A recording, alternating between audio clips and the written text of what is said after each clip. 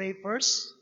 Maraming salamat po, Diyos na banal, Panginoong dakila, may lalang ng buhay at ng lahat ng bagay.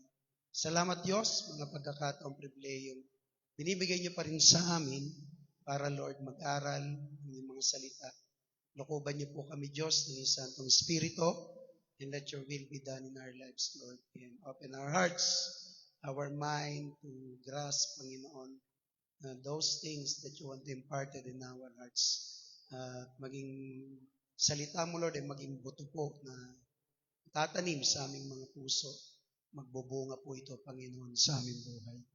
Maraming salamat, Lord. Give us also understanding sa mga bagay na aming pagtatalakayin.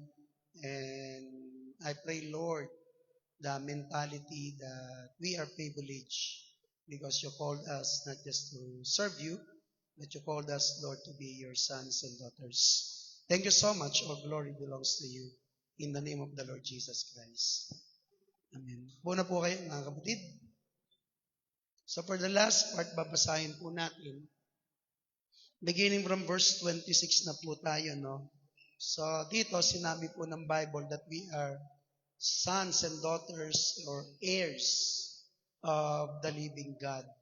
So medyo matindi ito, mga kapatid. So bibigyan tayo dito ng clear understanding ano ba tong mga bagay na binigay sa atin ng ating Panginoong Diyos na buhay. For you are all sons of God through faith in Christ Jesus. For as many as you were baptized into Christ have put on Christ. There is neither Jew nor Greek. There is neither slave nor free. There is neither male nor female. For you are all one in Christ Jesus.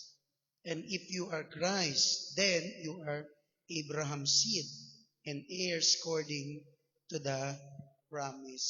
So here is the clear understanding why Apostle Paul very hard for us to push us forward. Gano'n siya katigas, gano'n siya katindi. Kasi marami mga believers, mga Christian during their time, they were neglecting what the privileges they had nung sila'y tumanggap sa ating Panginoon. Napakatindi po nito, mga kapatid, and it will open up. Hindi somehow, no? It will open up, mga kapatid. Bubuksan yung ating puso't isipan na yung tinanggap po natin sa Lord, yun yung pinakamahalagang bagay. Okay? So, dito sa tatalakayin natin, first things first, sinabi dito ng apostol that all of us here, everyone who believe and receive the Lord Jesus Christ, isa na po tayong lahat. Wala ng Griego, wala ng Barbaro, wala ng Hudyo, wala ng babae, wala ng lalaki. Hindi naman sinasabing wala talaga, kundi naging pantay-pantay po tayo lahat. So, give you the background, mga kapatid, kasi during their time, medyo outstanding ang tingin ng mga Griego sa kanilang sarili because they have the knowledge. And also the Jews, ganon din yung isipan nila because they have the promise. Kaya lang, kawawa po yung ibang mga lahi kung ganon yung magiging patakaran lang ng Lord. Kaya nung dumating ang Panginoong Jesucristo, lahat ng magpag-isa po sa Kanya, lahat ng tumanggap, nagkaroon po ng pinakamagandang pinagdalhan, pinakamagandang pinatunguhan. Yun po yung naging anak tayo ng ating Panginoong Jesucristo. So okay, so yung epistles po nito, mga kapatid, especially sa last part ng chapter 3, ay gusto po ditong i-dismantle o i-break ni St. Paul yung barrier, mga kapatid, na etong mga ito, medyo matindi yung kanilang tingin sa sarili, hindi na ganon kapag naging iisa tayo sa ating Panginoong Diyos na buhay. So, tignan po natin yung mga controversies dito po, mga kapatid. The first one is faith enough. So, hindi naman po talaga faith lang. In fact, sabi yan ni Saint Peter, add to your faith virtue, add to your virtue, etc., mga kapatid. So, ibig sabihin, faith is just our first stepping stone para makarating po tayo, mga kapatid, sa gusto ng Lord na mapangyari po sa atin. Hindi mo naman din pwedeng talunan kasi hindi mo naman pwedeng sundin ang isang bagay kung hindi ka naniniwala sa bagay na yan. Halimbawa, sinabi sa iyo, ito ay nakakapagpagaling, inumin mo ito. So, dapat naniniwala ka na yun ay magpapagaling sa iyo. So, bago mo sundin. So, nag-start po yan sa pananampalataya, pero hindi po yan nagtapos sa pananampalataya. Ibig sabihin, pag-start mo sa faith, merong pagsunod. Anything that God will require doon sa pananampalataya natin, it will be easy for us to follow. Parang ganito, if we believe in the Lord our God. And His word, sabi niya, huwag kaligtaan ang pagtitipon, huwag kaligtaan mga kapatid. Yung mga gatherings, especially yung mga ganito pong ginagawa natin. Kagaya daw nung ilan, at alalahanin natin na malapit na daw po ang alin, pagbabalik ng ating Panginoon. So for us to understand that, mga kapatid, for us to do that, bago magawa natin yun, magtiwala ka muna. Paniwalaan mo muna na yun ay utos ng Lord at sinasabi, huwag ka talagang liliban. Ngayon, pag hindi ka naniniwala, bakit mo ba susundin yun? Parang pumunta ka sa doktor. Pagpunta mo sa doktor, daming pag-check up sa iyo, hindi ka man naniniwala dahil sabi mo, okay naman ako. Bakit kayo inumin yan? Diba? So minsan, ganun din yon. Pero kung naniniwala ka siya, sabi ng doktor, detect mo yung mga gamot na iyon para sa iyo. Okay? So dito, mga kapatid, mahalagang bagay, at ihimay-himayin po natin, isa-isa po ito. Sabi niya, for you are all sons of God through faith in Christ Jesus. So the basic thing we have to understand here, yung pinaka-purpose ni St. Paul to talk to these people, paunawa po sa kanila that they were sons of God. So pag sinabi pong mga anak ng ating Panginoon, sa ancient world po kasi mga kapatid, medyo crucial pag tinawag ang anak. Although, may mga ampon din naman po doon mga kapatid. Parang sa atin, pag inampon, mapalad ka na pag may mga biyaya ka matatanggap. Minsan kahit ampunin ka, ginagawa isang taong katulong. Diba? Pag natira ka minsan sa kamag-anak mo, meron kang privilege sa kanilang tumira at pinag-aaral, but it doesn't mean, ganun lang. Diba? Pagtatrabahuhin ko minsan sa bahay, o kaya, ano pa yung gagawin, mga kapatid. Minsan, ang masakit nito, pag ikaw pa yung napupulaan ng lahat, o kaya pag minamaltrato. So, hindi porkit inampun ka, ay tuturing kang anak. So, yun yung isang pagkakaiba dito sa ating Panginoon. When the Lord Jesus Christ, sinabi niya through St. Paul that ye are all sons of God, the first thing that we receive is the inheritance right, kung tawagin. Meron tayong karapatan. Unlike before, ang mga Hudyo lang po yung may karapatan eh. Wala talaga sa listahan tayo sa aklat ng buhay. But these rights, these inheritance rights, hindi na lang po sa kanila mga kapatid. Kasama na po tayong lahat dyan. Could you imagine that? Through the promise of God to Abraham, then we connected to Abraham through faith, hanggang sa nakakonect tayo sa ating Panginoon, and then later on, pagkatapos ng mga bagay na yun, meron palang magandang regalo sa iyo ang Diyos. Ano yon? Binigyan ka ng karapatan na maging tagapagmana. Okay? So, hindi natin alam kung ano yung papamana sa iyo. Sometimes we are after of so many things here on earth. Pera, ginto, materials, kotse, power. Alam nyo, sa paanan ng Diyos, mga kapatid, lahat po yan ay napaka mababang uri lang. Kung bubuksan ng ang Panginoon, yung kagandahan pwede nating matanggap sa Kanya pagdating ng araw, malulula ka. Sabi ng Bible, di ba, ang ginto, sa kalye lang yung nakikita eh. So ano pa yung pinakamataas na bagay na meron sa langit? Hindi natin alam. Minsan nanonood ako sa mga AI. Kung paano nila pinoportray yung langit o kaya yung mga celestial bodies, celestial things, mga kapatid. Napakagaganda. Sa kulay pa lang, ganda na eh. Pero kung sabi ni St. Paul, wala pa daw nakarating sa isip ng tao, di pa daw niya naisip, di pa niya nakita, hindi niya narinig. So walang nakakaalam kung ano po yung hinanda ng ating Panginoon. So doon pa lang panalong-panalo ka na. Diba? Kung ipamana sa iyo yung buong Jupiter o kaya yung Neptune, ano ba yung umuulan ng brilyante? Ano yung umuulan ng diamond? Jupiter? Pluto? O yung siyam na lang na yan, planeta sa solar system. Sa iyo na lahat yan, mga kapatid. Baka pagtawid-tawid mo pa lang, hindi ka na, ilang araw na o ilang taon na yung bubunuin mo. O kaya, pamana sa iyo ng Lord, itong solar, yung araw. Diba? So, I don't know, mga kapatid. The next thing, that we are sons representing the Lord our God. Meron tayong family name ng Lord. See, ang mga angels, hindi po sila pinangalan ng Christian. Tayo lang po, mga kapatid.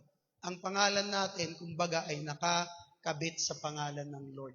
Parang halimbawa, Buddhist, kay Buddha nang galing. Diba? Sa atin, ganun din. Taoism, doon yung sa paniniwala ng mga Taoist. Shintoism, Hinduism. So maraming gods ang Hindu, siguro mga 300,000 yata, 300 milyon. I don't know, mga kapatid. Madami. Pero tayo, isa lang yung identity natin. Christian. So from the name of the Lord Jesus Christ, doon pa lang panalo ka niya. You are a representative of the Lord. Kaya nga, naglalakad tayo dyan, nag-aaral, nagtatrabaho. You are representing the holy name of the Lord our God. Hindi nyo ba naiisip yung bagay na yun? Kaya nga, pinag-iingat tayo dito ng ating Panginoon. Diba? Tignan nyo yung paligid natin kapag dala nila ang pangalan ng kanilang mga magulang. Halimbawa, pangalan ng Razon, si Ricky Razon. Pag sinabing anak ka pala ni Ricky Razon, kahit hindi ka si Ricky Razon, iba agad ang tingin sa iyo. Bakit? Siya yung pinakamayaman sa Pilipinas. O kaya sabihin, ay anak yan ni Henry C. Sr. Diba? Yung mga angkan na yun, mga pangalan, pag kinabit sa iyo, grabe. Yung katulong nga lang, sabihin mo, ay nagtatrabaho ako kay Lucio Tan. Katulong pa lang yan, mga kapatid. Pero ganun na kaagad. O kaya, driver ako, hindi ganito. So, big time. Diba? Halimbawa, sinabi mo, uy, ako yung driver ni Bato. O, ba't ba napunta kay Bato, mga kapatid? Okay? So, representative tayo. We are representing the holy name of the Lord our God. So, be careful, young people, nanay, tatay, be careful. Kasi, ang dala-dala natin ang pangalan ng Lord. Amen? The next thing, we, sons and daughters of the Lord Jesus Christ, meron tayong possession na meron tayong, alam niyo yung tinatawag na legal standing, na hindi ka pwedeng akusahan ng kahit sino. Hindi ka pwedeng basta sinuhin lang ng kahit sino. You have the Lord our God. Si Job, mga kapatid, nung siya ay bibigyan ng matinding pagsubok ng kaaway, hindi siya sinino ng kaaway. Pumunta ang kaaway si Satanas sa Panginoon, nagpaalam. Doon palang panalo ka na kagad. Kasi alam ng Lord at tansyado niya. Ang kaaway kasi hindi naman niya nakikita future natin. Naintindihan niyo po? Wala siyang alam sa hinaharap. Ang Panginoon, dahil sovereign siya, omnipotent siya, omniscient siya, alam niya ang future. So kaya pag binigay sa iyo ng Lord yung pagsubok, o kaya sinabi ng kaaway, susubukin ko tong isang Kristiyanong ito. Pero bago ka susubukin ng kaaway, magpapaalam siya sa Lord. Naintindihan ninyo? So dahil ikaw ay anak ng ating Panginoon, alam ng Lord ang kakayanan mo. Kaya ang mangyayari nun, papayagan ng kaaway, kaya pag dumating sa iyong pagsubok, alam mo na kagad mananalo ka. Naintindihan po ninyo? Pag hindi dumating sa iyo, hindi pinahintulutan ng Lord yun. Kasi alam niya baka bumagsak ka sa ganung bagay. Kaya tamang sabi sa 10:14 sa unang Korinto ni Pablo, pinahintulutan ng Lord ang mga pagsubok. Kasi alam niya kaya naman yun. Walang pagsubok na hindi natin kaya. So tignan mo yung katabi mo, sabihin mo, kaya kita. Pagsubok mo ba yan? So the next thing, mga kapatid, si Saint Paul dito, sabi ko nga sa inyo, wala na pong pagtatangi. Wala na siyang, tawag dito, wala na siyang babae, lalaki, wala nang Griego. So ano po yung relationship natin sa Lord? Hindi po siya nakabatay sa ethnicity. Yung mga ethnic natin, mga ethnics. Yung culture, hindi na po tayo sa ganon, mga kapatid. Bakit? Kasi tayong mga mananampalataya, isa lang ang ating Panginoon, naka-under na po tayo lahat sa Kanya. So regardless of your background, with your culture, sa ethnics natin, regardless yun, mga kapatid, lahat ng yon wala na. Although meron pa rin naman tayo, halimbawa, ang probinsya namin, Bicolano, hindi naman inalis ng Lord na Bicolano ako. Okay? Bisaya yung papa ko, so Bisacol kami. Bisaya, Bicol. Yung iba naman, Italiano, di ba? So, Ita at saka Ilocano. So, sino dito yung Italiano, mga kapatid?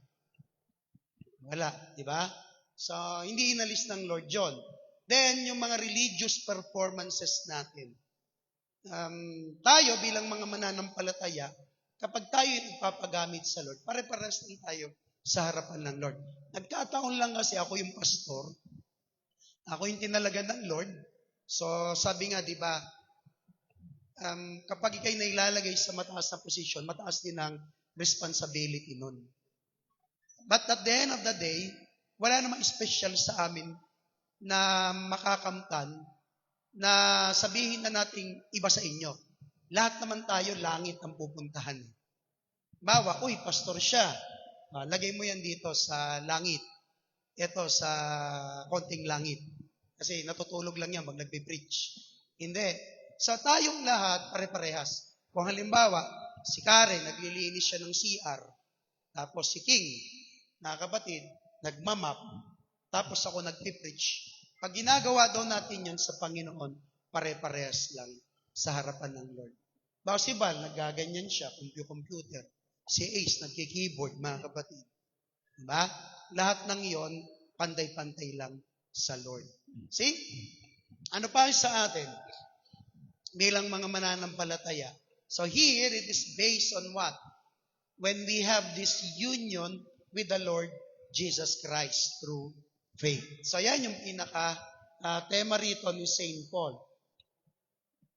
Okay, puntahan natin mga kapatid, yung pangalawang verse, 7:27.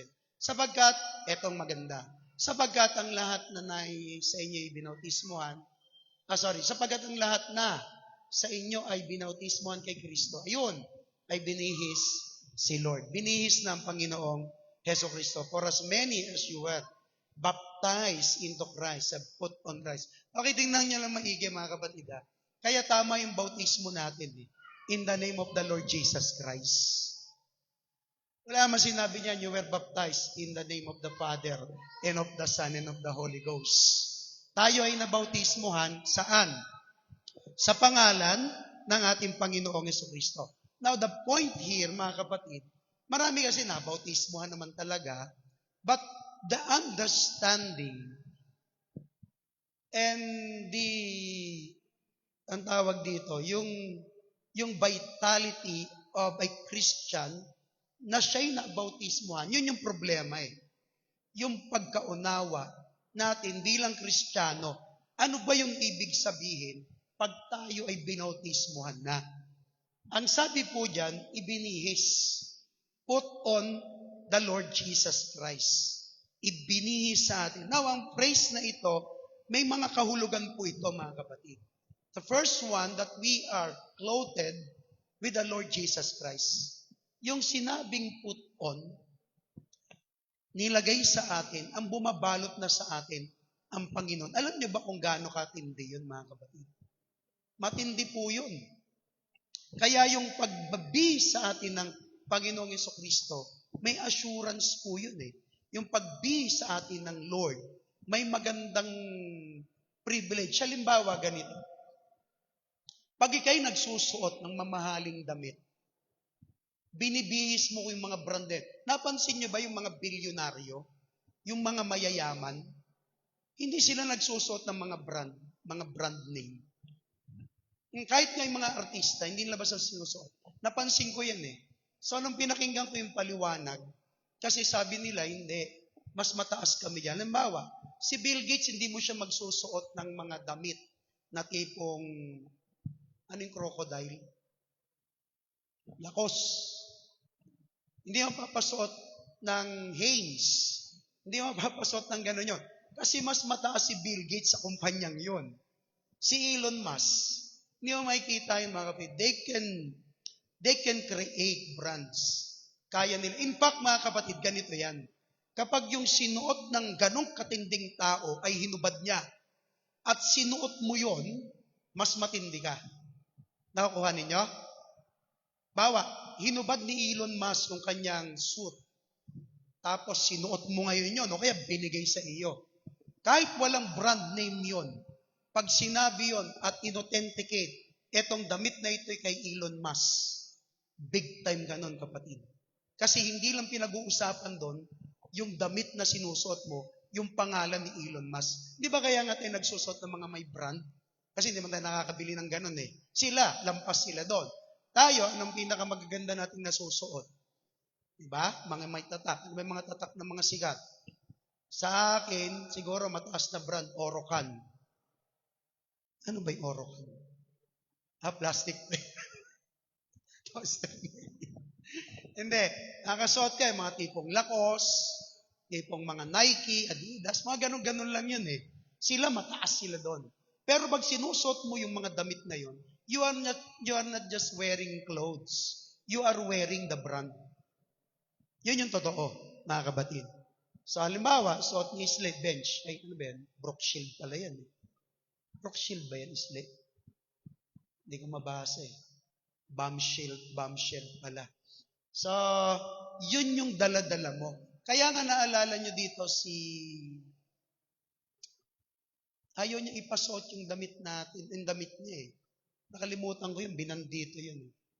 Isang sikat yun na brand sa Amerika. Parang yata nagsisimula yun. Hindi Hayres ha.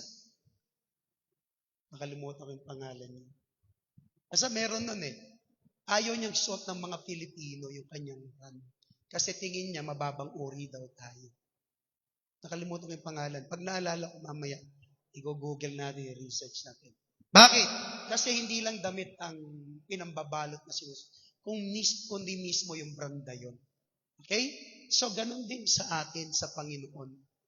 Kaya nung sinuot natin ang Lord, dinamitan tayo ng Panginoon. Dinamitan tayo kung ano siya. Ang Panginoon sa pagdamit niya sa atin, mga kabatid, He is righteous. Yung righteousness na yun, kinover po sa atin. He is holy. Yung holiness na yun, ibinalot sa akin. Isa-isayin natin. Sa righteousness natin, kung wala tayong damit ng ating Panginoong Jesucristo, kung di tayo binalutan, nasa ilalim tayo, mga kapatid, ng pangunawa pa rin natin sa sarili nating mga katwiran. Naintindihan ninyo? Buhay pa kayo? Yan yung mga katwirang sumasalto eh. Yung tipong sasabihin mo, Pastor, nagsimba naman ako. Yung isa nga di nagsisimba eh. Isang buwan na ako at least, kahit isang beses isang buwan, nakakapagsimba. Ano yun eh? Righteousness niya yon. Bakit? Normally kasi ang righteousness natin, we compare it to someone that we think degraded siya sa atin. Mas mababang uri. Yun yung righteousness natin. Kaya nung binihis sa atin ang ating Panginoon, yung righteousness ng Lord, nag-iba. Yung righteousness ng Lord sa atin, yung pag-unawa natin sa righteousness natin, nag-iba po yun. Nakita nyo yung layo, yung lawak. Kaya pag sinot mo ang Lord, kasama doon yung katwiran ng ating Panginoon. Dinamit natin, mga kabatid, ang kabanalan ng Lord. Dati ang kabanalan natin, mahaba buhok, mahaba damit, kahit mahaba dila, okay lang yun. Kasi doon nasusukat eh. Ano ba? Ang holiness natin, mga kabatid, pupunta simbahan, makataas, makapuri. Pero pagdating sa bahay, hindi naman nagbabago ugali. Hindi ganun ang holiness. Ang holiness, labas loob sa school, sa trabaho, nakikita po sa atin yung kabanalan. Pag sinabing holiness, separation yun. You are separated with this world. I mean, from this world, mga kapatid. Hindi tayo kasali sa sanlibutan. Yun yung magpapahiwalay sa atin. Habang nagpapatugtog sila ng hawak ko ang beat, ikaw pinapatugtog mo, mga kapatid, beat it. Michael Jackson pala yun, ha? Papatugtog ka ng mga papuri. Papatugtog ka ng mga, di ba? Habang naririnig sila, bibidyo okay. Nagbibidyo okay ka rin, pero mga inaawit mo, mga papuri naman. Naintindihan niyo po? Tingnan niyo, wala na akong kausap. Ano pa yung mga binihis natin sa Panginoon? Hindi lang po yun, actually marami. Dalawa lang binigay ko sa inyo. Ano pa yung clothed or put on the Lord Jesus Christ? Na-identify tayo na tayo Kristiyano, mga kapatid. Ngayon, sabi nga sa pag-aaral, halu-haluin mo Kristiyano sa hindi. Pare-parehas na kulay eh. Oo, sa totoo lang. Pare-parehas kasi magsalita yung sa Kristiyano tsaka hindi, pare-parehas lang. Pinapanood nito, pare-parehas lang. Kaya hindi mo na ma-identify. Hindi talaga, mahirap na talaga ma-identify, mga kapatid. Kasi kahit Kristiyano ngayon tumutugtog, daming tattoo eh. Mga Kristiyano ngayon, di hikaw, tapos kakanta yun ng mga papuring awit. Mga lalaki yun, ha? Hindi ko sinasabing masama sila. Pero wala nang identity, kumbaga. Hindi sa atin yun. Tandaan nyo, church, may mga bagay kasing hindi naman talaga masama, pero hindi po para sa atin yun. Naintindihan nyo? Nakuha nyo yun? May mga bagay sa buhay na ito, hindi naman talaga masama eh. Pero, hindi tayo inaasahan ng Diyos na gagawin o nandun tayo. Naintindihan nyo ba yun? Halimbawa, hindi naman masama manood ng sine. Hindi masama. Pero, pag naging tambayan mo na yung sinihan at kung ano na pinapanood, bagay ngayon kasi ang sinihan parang medyo maganda-ganda na eh. Hindi tulad dati yan, mga kapatid, medyo matitindi yung palabas. Uncut ang mga tao doon. Walang cut-cut yun. Pero pag na-identify ka sa gano'n, wala na. Hindi naman masama umawit. Pero kung laman lagi ng ang tawag dito, YouTube o kaya ng ano mo, puro pansanlibutan, magkakaproblema ka doon, mga kapatid. Kanina lang may napanood akong Kristiyano. Actually, natuwa ako dahil nagbibideo okay siya. Sama yung pamilya niya. So nakita ko siya live. Ayos ah. Tapos, naintriga ako sa inaawit. Una, hindi ko maintindihan eh. Ano ba inaawit dito? Nilakasan ko yung volume. Tapos kumakanta sila, mga kapatid. Nakamay pa talaga. Kung tayo'y matanda na. Lahat na matanda, magsabing amen. Yan. Diba? Kahit, di ba? Pero kung kakanta ka ng laklak, patay tayo dyan. See? Then the next thing, yung sinasabi ni St. Paul dito, that we are united with this life. Yung with this life na yun, medyo matindi yun. Not just that the Lord Jesus Christ, naging outstanding siya, kailangan din natin makita yung mga lowest part sa buhay ng Panginoon. May suffering sa paglilingkod. Merong mga discouragement. Yun yung isa sa gustong sabihin dito. When you say, put on the Lord Jesus Christ, hindi lang naman yung victory yung sinusuot mo doon eh. Sinusuot mo din, mga kapatid, yung alin? Yung mga pinagdadaanan matitindi ng Lord. For instance, bago niya naakyat ang Golgotha, bago siya pinakot na matay, buhay na maguli, ano ang mga pinagdaanan ng Lord? Dami. Tinatwa siya, tinabla siya, bininta siya, sinaktan siya. Minsan, naiisip natin, bakit ganon? Naglilingkod na nga ako sa Lord. Bakit ito pa nangyayari sa akin? Kasi nga, binihis mo si Lord eh. Naintindihan niyo po? Pag hindi mo binihis si Lord, malamang ikaw yung gagawa naman ng persecution. Pero dahil binihis mo si Lord, ini-persecute ka na, nakakaranas ng suffering, hindi tayo gumaganti. Kasi binihis mo si Lord. May mga panlalait, mga kapatid. May mga bagay na hindi mo magugustuhan. But at the end of the day, dahil biniis natin si Lord, sabi ng Lord, vengeance is mine, saith the Lord. Hayaan mo lang, time will come, makikita mo yun. Si Lord hindi siya gumanti eh. Tiniis niya lahat yun, then afterwards, namatay siya. Then 3 days after, ano nangyari? Bumangon siya na maghuli. Tiniis niya yon mga kapatid. Then pag-akyat niya sa langit, ayun na. Ayun na. Ngayon, inaantay natin ang ating Panginoon. See? Kaya itong mga bagay na ito ay mahalaga nating maintindihan. Pangalawa, mga kapatid, sapagkat ang lahat na sa inyo ay binautismuhan kay Kristo. Bakit po binautismuhan? Inilubog ka talaga eh. Sabi natin sa ating pong doktrina, mga kapatid, that baptism representing the blood of the Lord Jesus Christ. See? Hindi siya simpleng tubig lang. May tubig nang nawasa yun, tubig nang may ngilat. Once na pinag-pray yun, ina-anoint yun ng ating Panginoon. Yung bautismo, salitang Griego, baptizo, lubog yun eh. Mula ulo hanggang paa. May binabaptize kasi ko, pag inangat mo, maangat yung paa. Pag nilubog mo, maangat yung paa. Kaya pag nasa church, gala eh. Pasisimba, gagala. Bakit? Hindi na bautismuhan yung paa. Yung iba naman, kamay. Naiiwan, kaya nananakit. Yung iba naman, hengi. Ano nang ganon. Iba-iba eh, no? Kaya tinitiyak ko ngayon, kailangan mailubog to lahat. May umaangat pa rin pa eh. Nailubog ba kita ng gusto ka rin? Walang umangat na paa sa'yo. Pag may umangat, magiging gala ka niyan. See? Yung bautismo dito, mga kapatid, hindi siya yung tipong magical formula natin. Ito ay doktrina po natin. Ito yung salita ng Lord na ibig sabihin ay ilang bagay. Ano po yon? Una ay nakiisa tayo sa kamatayan ni Kristo.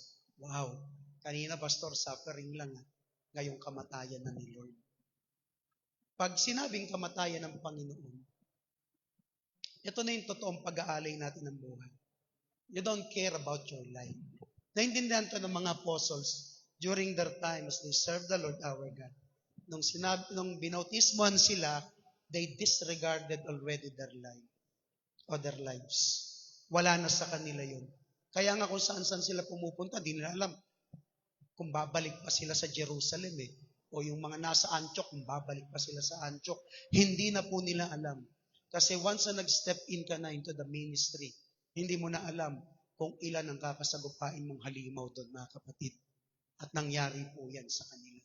Ilan sa kanila pinugutan, sinunog, pinatay, binato. Kasi nga, once na tinanggap mo ang Panginoon, hindi lang yun yung simpleng gusto mo kasing gumaling. Kasi may mentality tayong ganun, di ba? Bakit mo tinatanggap si Lord? Kasi may sakit po ako. Tayo naman, nasanay din sa ganun. O may mga taong, sige, baka tumanggap. Pero alam nyo po, mas malalim itong sinasabi ng Lord. Kasi nagkaroon ng debate yan. Paano po, Pastor, yung taong naghihingalo na, tapos tatanggapin si Lord, hindi na bautismuhan? Ang bigat, no? Ito yung sagot doon, mga kapatid. Kasi once we say, once we say united with His death, na bautismuhan, hindi yung mamamatay na, kundi handang mamatay sa paglilingkod sa Lord. Naintindihan niyo po? Kaya nga, mali yung mindset na tatanggapin mo ang Lord kung kailan ka mamamatay. Buhay pa kayo? Ang pagtanggap sa Lord ay yung panahong malakas ka. Ang pagtanggap sa Lord, yung panahong mapapakinabangan ka ng Diyos para magamit ka sa Kanyang kaharian. Ang bautismo, mga kapatid, na tinutukoy talaga dito, united tayo sa kamatayan ng Panginoon. Regardless of what will happen to us, hindi tayo natatakot, mga kapatid. Bakit? Kasi alam natin, time will come, meron tayong pag-asang inilaan ng Diyos para po sa atin. Kaya yung death na yon ng Panginoon, kung nagawa niya yon para po sa atin, dapat makagawa din tayo ng bagay na yon na kahit na anong mangyari, when we talk of serving the Lord our God, regardless of any hindrances or any, what we call this, yung pampain ng kaaway or any offering of the enemy sa atin, wala kang pakialam. I'm here to serve the Lord and I'm ready to die. Kaya ang last days na ito, mga kapatid, palaliman to talaga ng pananampalataya. Kaya kung hindi nyo kayang ma-overcome ang pagsisimba, delikado ka sa last days. Kasi kung pagsisimba lang, hindi mo ma-overcome, mahihirapan ka. Mahirap talaga. Yung prayer, hindi mo ma-overcome, na tipong pahirapan pa, mahihirapan ka sa last days. Kasi ang usapin dito, palaliman na. No, kahit na anong mangyari, hindi mo gini-give up ang pananampalataya mo at handa ka mamatay sa Panginoon. Yun yung totoong nabautismuhan, mga kapatid, sa ating Panginoong Jesucristo. Andiyan ba kayo? Kasi kung natatakot tayo na magutom, natatakot tayo mawalan ng trabaho, natatakot tayo, hindi ko sinasabing invalid ang reason ninyo. Pero yan nga yung faith eh. Susubukin ka ng Lord sa ganyan eh. O ialaw ng Diyos na subukin ka sa ganyan. Kaya nga sinukdulan niya na talaga eh. Yung pinaka, kahit kamatayan, ano sabi niya? Hindi makapaniniig sa inyo o laban sa inyo. Kamatayan na yun ha, wala nang tataas doon. Yun na yung pinakahuling-huli. But this time, sinasabi ni St. Paul, kung mas mababaw pa dyan sa kamatayan, ay hindi ka na nakakagawa sa Panginoon o hindi mo na naialay ang buhay mo para sa Lord. Sa oras pa lang, malabo ka sa kamatayan. Nakuha niyo ba po yung pinagkikwentuhan natin? Kaya tayo, sa paglilingkod na ito, tuloy na. And then the next thing after that, baptism, kasama po doon is raising unto life. See, kasabay ng persecution. Listen, this is crucial. Kasabay ng persecution, mga kapatid. Kasabay ng mga problema, ng mga pagsubok, habang binobombard tayo ng iba't ibang mga problema sa mundo, iba't ibang kapagsubukan. Ano sabi ng Bible? We have to raise into His life. Manatili pa rin tayo na mabuhay, na may kaayusan, na may kabanalan. Di ba parang napakahirap? Naintindihan niyo ba yun? See? Naintindihan niyo na yung paglilingkod? Yung ikay ngay mag-alay ng buhay mo, ang hirap na eh. Kasi babanatan ka na doon. Tapos manatili ka pa sa integridad. Habang merong mga bagay na dumadating sa iyong mahihirap, yung integrity ng iyong pananampalataya ay pinapanatili mo na. Pinapanatili mo pa. Eh di mas mahirap. Tama? Yung tipong wala ka nang makain pero sabi mo, hindi, kailangan ko pa rin magsimba. Wala ka ng pera pero may natabi ka, ito'y pantights pa ito. Bibigay ko ito sa iyo, Panginoon. Yun yung sinasabi dito. Naintindihan nyo na? Kaya pag tayo, mababaw ang faith natin sa Lord, wala, kakainin lang tayo. Kakainin lang tayo ng kaaway dito. At hindi natatakot sa ganung pananampalataya ang mga kaaway. Yung kaaway, yung faith natin, hindi nga nakakapag-shake ng tubig sa baso eh. E paano masishake ang kaharian ng demonyo? Hindi mo kayang ugain yun, mga kapatid. That's why in baptism, we have to raise into His life. As we are bombarded with different sufferings and trouble with this world, mga kapatid, we have to live also a life according to the integrity of the biblical principle, mga kapatid. Yun pa rin talaga. Parang ito yan, gumagawa tayo. May sacrifice tayo dyan. Sacrifice kayo. Pero panatilihin pa rin natin na nakangiti. Panatilihin pa rin natin masaya tayo. Kasi may mga bata tayong tuturuan bukas. Mahirap yun, mga kapatid, sa totoo lang. Pagod, yung iba nag-sacrifice sa trabaho. Yung iba, mga kapatid, nag-sacrifice sa oras. Uuwi na lang, pupunta pa rito. Yung iba, nakakalungkot na, wala nang sinacrifice, nagpapabigat pa. Pero, maganda ito. Bakit kanya? Gumagawa tayo sa kaharian ng ating Panginoon. And the third thing, once we say binautismuhan tayo, sa Panginoong Jesucristo, binihis natin siya. in-incorporate dito mga kapatid, yung kanyang katawan sa akin. You see? The suffering body of the Lord Jesus Christ. At first, ganito nangyari kay Lord, di ba? The disciples enjoyed. The disciples enjoyed what? The privilege to be with the Lord during His earthly ministry. Tama? Tuwan-tuwa sila. Why? They experienced miracles, healings, etc. Di ba? They experienced peace, they experienced great companion. Hindi man sila magbabarkada, pinagtatawag lang yung mga yun eh. Ang magtotropa lang doon, si John, si Peter, sila Philip, si Matthew, hindi naman nila dabarkadsyon. Yung iba doon, hindi naman nila kasama. Pero pag samasamahin, so na-enjoy nila sa Panginoon. Habang kasama si Lord dito sa lupang katawan, they enjoy. But after that, ano yung nangyari? When they saw the Lord Jesus Christ was in trouble, His earthly body was in trouble, ano nangyari sa mga taong ito? Pulasan. See? Ano yung ibig sabihin nun, mga kapatid? You know, sometimes, guys, listen very carefully. In serving the Lord our God, hindi po lahat ay may bibigay na favor po sa atin.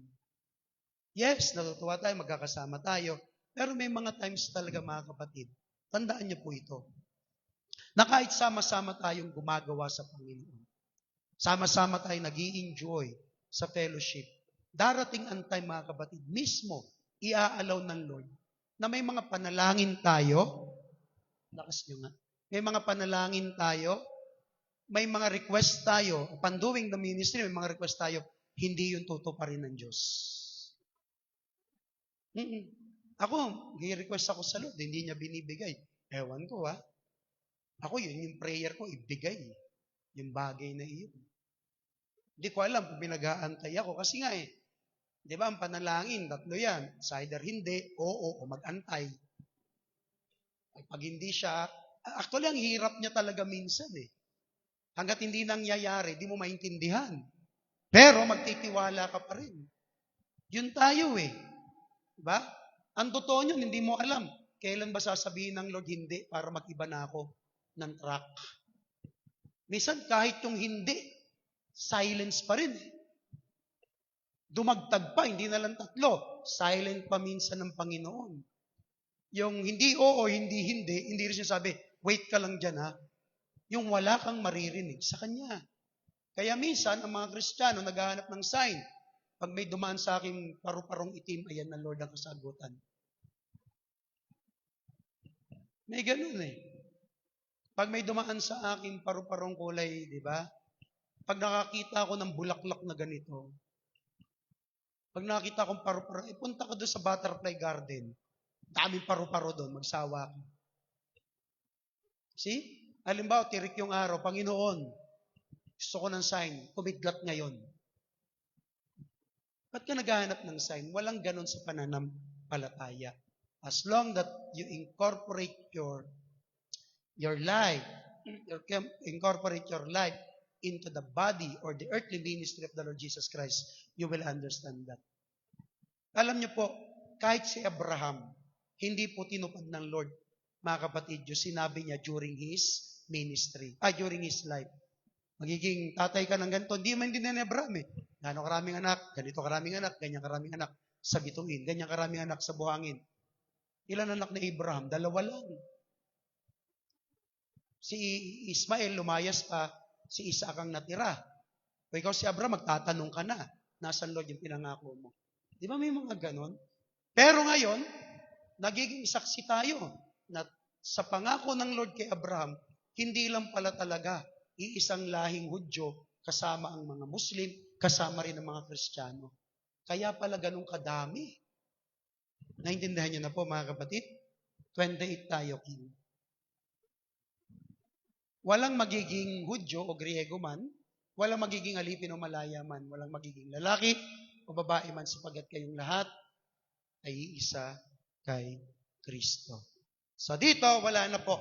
Ibig sabihin, mga kapatid, tayo bilang mga mananampalataya, pantay-pantay na.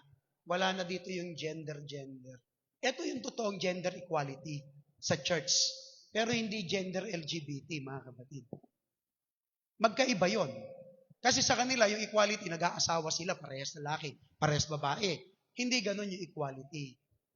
Although sa Bible, may superiority pa rin naman ng lalaki, mga kapatid.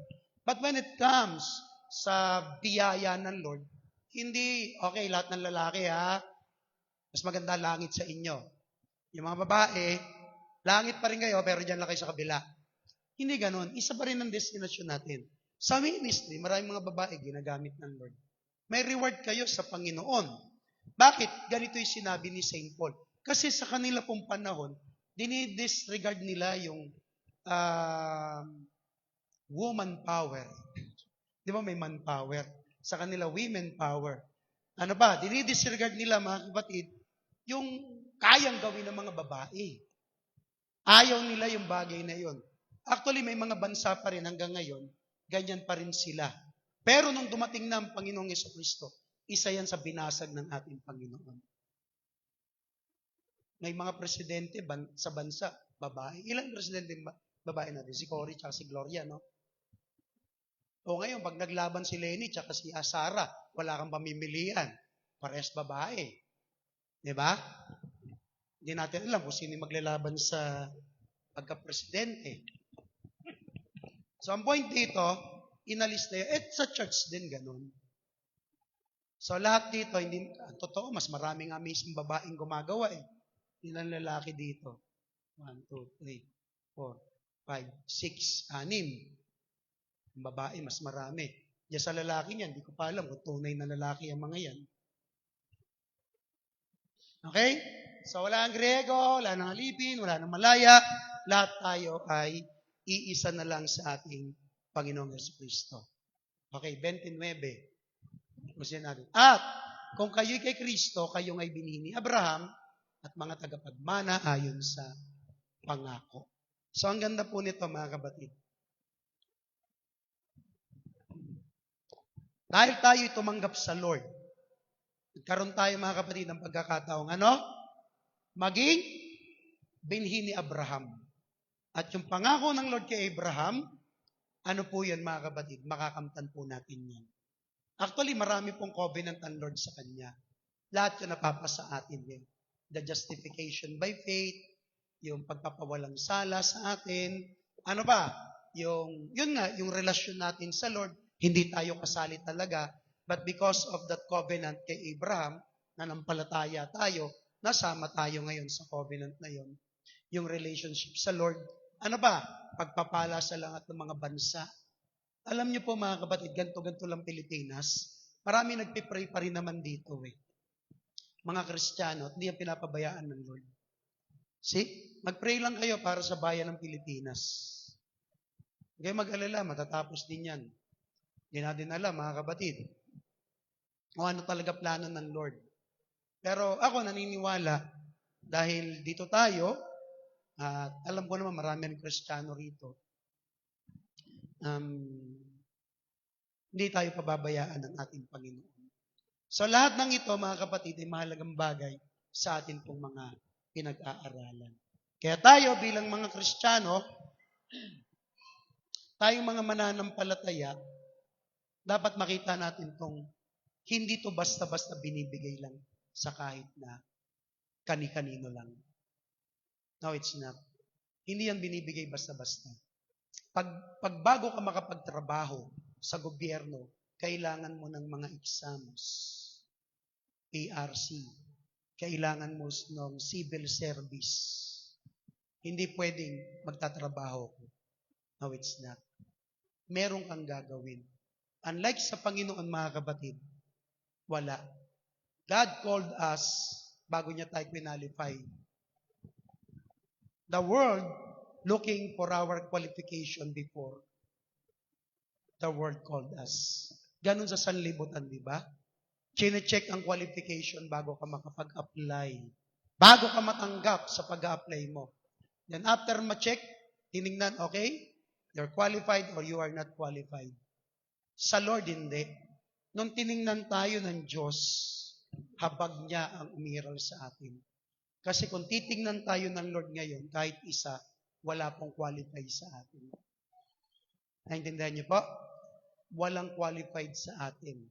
Lahat tayo salto.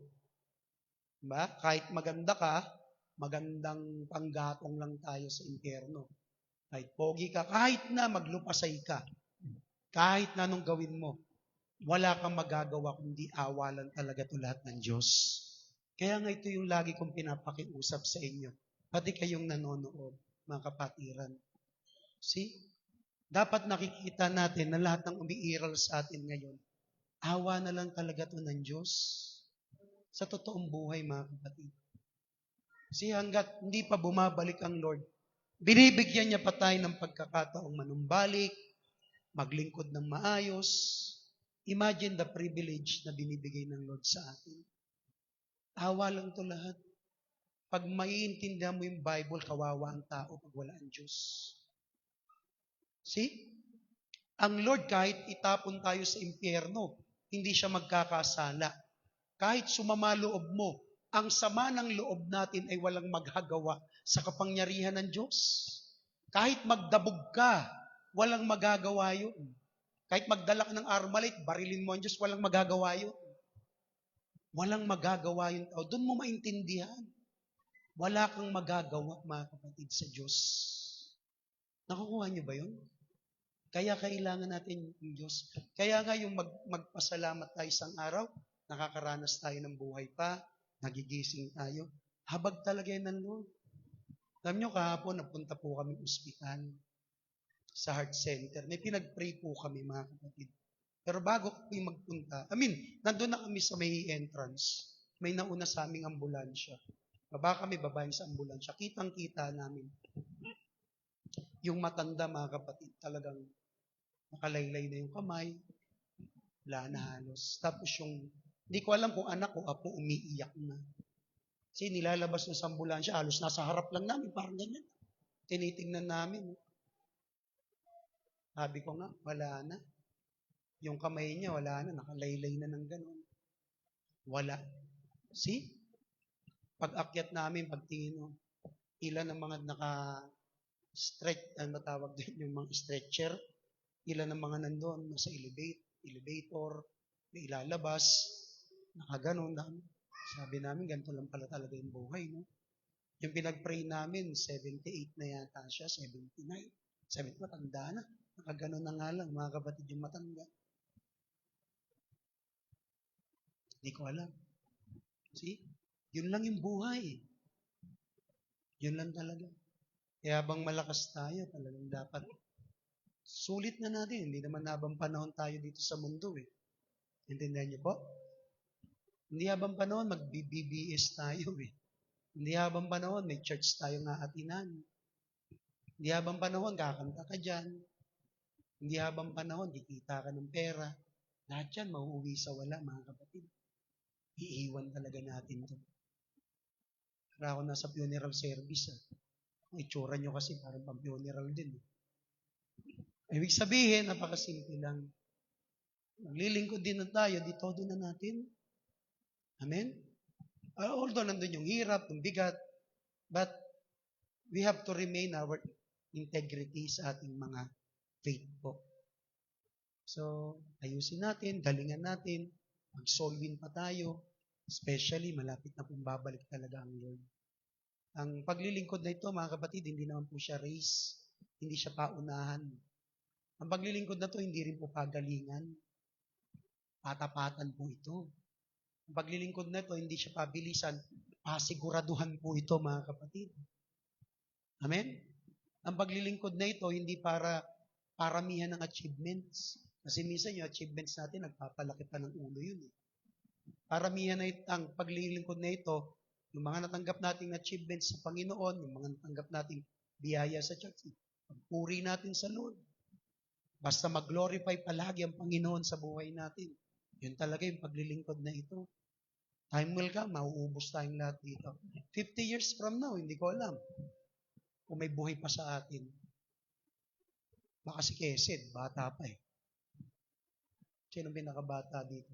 O Karen, ilan taon ka na Karen? 70? Tanda mo na. 17.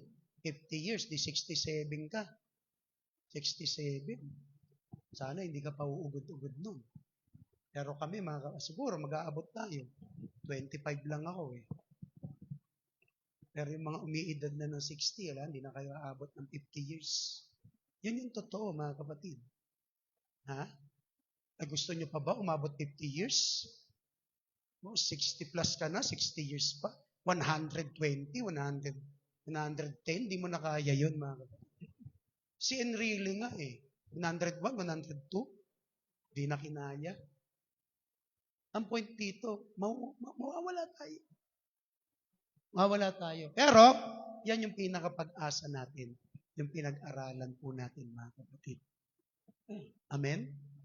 Yan yung pinakamaganda ngayon sa atin. Meron tayong biyaya. Meron tayong tinanggap sa Lord. So, palakpakan nga natin si Lord. Ang talino ng anak ko, ba't wala? Tayo mga kapatid. Okay, let's pray. Salamat po Diyos sa gabing ito at muli niyo po kami binigyan ng daan para mag-aral ng mga salita. Thank you, Lord. You called us, Panginoon, and gave this opportunity to serve you. Thank you so much, Panginoon, talagang buhay na ito ay alay namin sa inyo. May mga pinagdadaanan kaming pagsubok, but as we understand the message, we have to remain and retain the integrity of our faith. Talagang laban pa rin, Panginoon. Gamitin niyo po kaming lahat, especially in these last days. Pagtibayin niyo po kami at patatagin. At dalangin ko po, Lord, ang mga kapatid ko ito, pagpalain niyo po. Dalangin din namin, Lord, ang magiging event po namin simulan bukas. Ang BBS, amin po itong tinataas sa inyong paanan. Basihan niyo po ito, Lord, ayon sa inyong kalooban.